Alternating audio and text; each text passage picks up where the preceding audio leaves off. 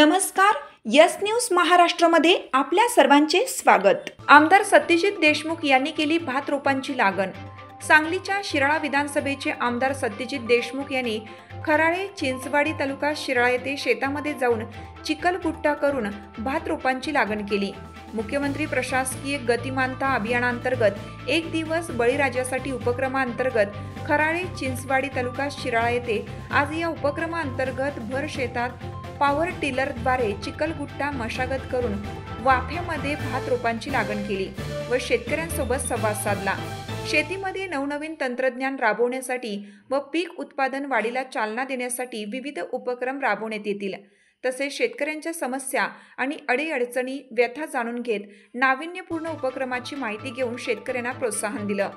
या उपक्रमाच्या माध्यमातून विविध गावांमध्ये शिवार फेरी, शेतीशाळा, वृक्षारोपण, शेतकऱ्यांसोबत चर्चा व मार्गदर्शन आदी उपक्रमाच्या माध्यमातून शेतकऱ्यांच्या बांधावर पोहोचून त्यांच्या समस्या, अडीअडचणी, प्रश्न व त्या गावातील समस्या जाणून घेण्यात आल्या।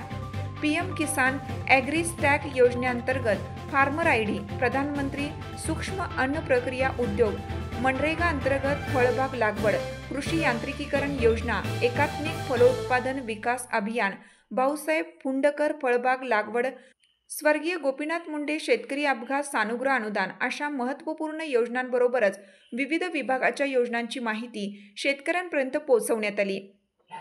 माजी सभापती हनुमंतराव पाटील, विकास देशमुख काका, तालुका कृषी अधिकारी किरण पवार, महसूल व कृषी विभागाचे अधिकारी व शेतकरी मोठ्या संख्येने उपस्थित होते।